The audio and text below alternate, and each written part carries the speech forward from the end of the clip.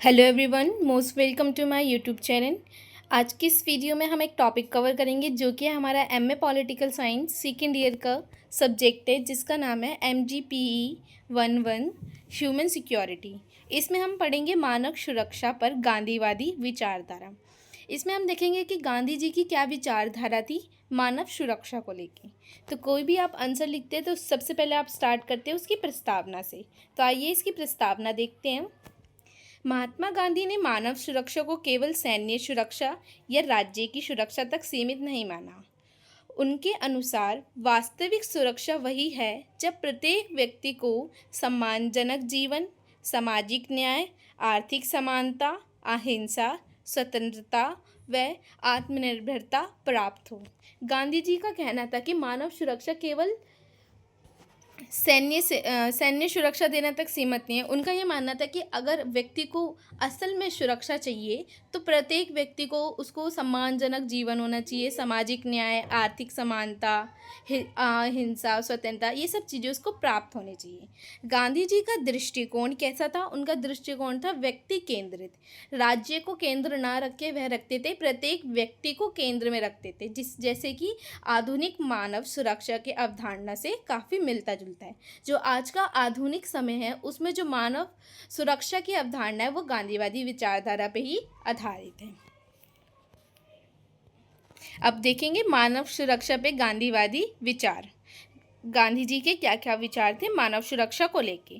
First point, मैंने इसको points में लिख रखा है। अगर आप एग्जाम में लिखे तो आप इसको पैराग्राफ के वे में भी एक्सप्लेन कर सकते हैं।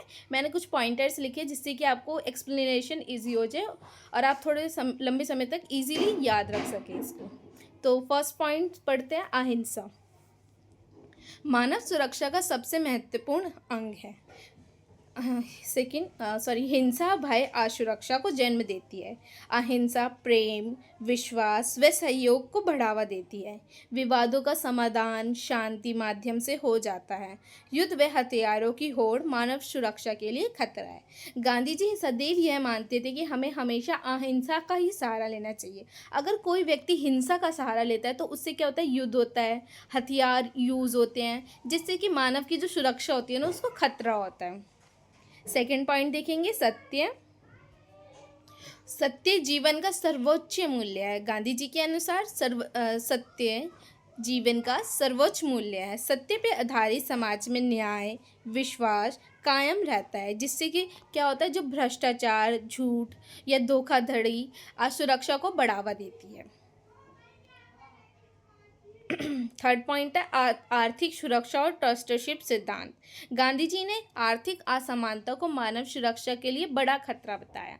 उनका कहना था कि जो समाज में मौजूद आर्थिक असमानता है, जैसे गरीब और अमीर लोगों के बीच की जो खाई है, उसको गांधी जी ने एक समाज के लिए खतरे के रूप में देखते थे। इसलिए उन्होंने एक सिद्धांत दिया था जो कि था ट्रस्टशिप का सिद्धांत। उसमें यह कहते थे कि जो धनवान लोग हैं अपनी संपत्ति का पूर्ण स्वामी ना होके बल्कि समाज के लिए एक ट्रस्टी के रूप में काम करें, जिससे कि वो जो अपनी संपत्ति है उसको खुद की संपत्ति तो समझे, पर ऐसा नहीं कि सारी उन्हीं की हो। वो समाज में आके एक न्यायपूर्ण तरीके से अपनी संपत्ति का बंटवारा भी कर सकते हैं और एकदम हित में, जब सबके हित में कार्य कर सकते हैं। इस तरीके से ट्रस्टशिप का सिद्धांत था। फोर्थ पॉइंट देखेंगे, ग्राम स्वराज। गांधी जी ने ग्राम स्वराज को सुरक्षित व आत्मनिर्भर समाज का आधार माना था। ग्राम समाज से स्थानीय स्वशासन, आत्मनिर्भर अर्थव्यवस्था, जन भागीदारी और विकेंद्रीकरण से है। मतलब ग्राम स्वराज ऐसी अवधारणा है जिसके अंदर एक व्यक्ति का क्या होता है, वो अपने ग्राम से जुड़ा रहता है। विकेंद्रीकरण होता है, ना कि केंद्रीकरण। जो शक्तियाँ होती है मतलब वो छोटे छोटे लेवल पे बटी हुई होती है, जैसे पंचायत हो गया, ठीक है, छोटी छोटी लेवल्स पे पटी होती है इस तरीके से। और वहाँ पे आत्मनिर्भर अर्थव्यवस्था भी मौजूद होती है, जन भागीदारी होती है लोगों की। फिफ्थ पॉइंट देखेंगे, स्वदेशी और आत्मनिर्भरता। गांधी जी ने स्वदेशी को आर्थिक सुरक्षा का साधन माना है। स्थानीय उत्पादन को बढ़ावा देना, ठीक है, स्थानीय रोजगार का सृजन करना, विदेशी निर्भरता की कमी करना, आर्थिक संकट से सुरक्षा प्रदान करना। वह सदैव कहते थे कि जो हमारी स्वदेशी वस्तु है ना, उन्हीं का उत्पादन और हमारे देश के लोगों को रोजगार मिले, और वो हमेशा जो विदेशी चीज़ें थी ना उसका बहिष्कार करते थे। 6 पॉइंट देखेंगे, सामाजिक न्याय और समानता। गांधी जी का यह मानना था कि जो समाज में मौजूद जैसे कि जाति हो गया, ये छुआछूत, भेदभाव, सामाजिक भेदभाव के विरोधी थे। उनका मानना था कि ये जो समाज है ना, समाज में इस तरीके की कोई भी बुराई नहीं होनी चाहिए, क्योंकि यह मानव सुरक्षा के लिए बहुत ही घातक हो सकती है। क्योंकि प्रत्येक व्यक्ति, जो व्यक्ति जाति, छुआछूत ऐसी अवधारणाओं से जूझता है ना, तो उसकी कहीं ना कहीं व्यक्तिगत सुरक्षा ना काफ़ी कमज़ोर हो जाती है। क्योंकि उन्होंने कुछ आंदोलन भी चलाए थे। देखिए, जैसे हरिजन आंदोलन चलाया, सामाजिक सद्भाव बढ़ाया और प्रत्येक व्यक्ति की गरिमा की सुरक्षा की बात करी। 7 पॉइंट देखेंगे, मानव गरिमा का संरक्षण करना। प्रत्येक व्यक्ति है ना, जो भी व्यक्ति को उन्होंने क्या माना है, व्यक्ति साधन नहीं है बल्कि लक्ष्य है। प्रत्येक व्यक्ति को हमें एक लक्ष्य के रूप में देखना चाहिए ताकि प्रत्येक व्यक्ति का कल्याण हो सके, ठीक है, और एक सम्मानजनक जीवन जी सके, किसी प्रकार का उसके साथ शोषण ना हो, ठीक है, मानव अधिकारों का सम्मान और आवश्यकता जिस प्रकार है ना, उसको उस तरीके की सारे अधिकार दिए जाएं। 8 पॉइंट देखेंगे, पर्यावरणीय सुरक्षा। गांधी जी ने प्रकृति की संतुलित उपयोग पर जोर दिया है।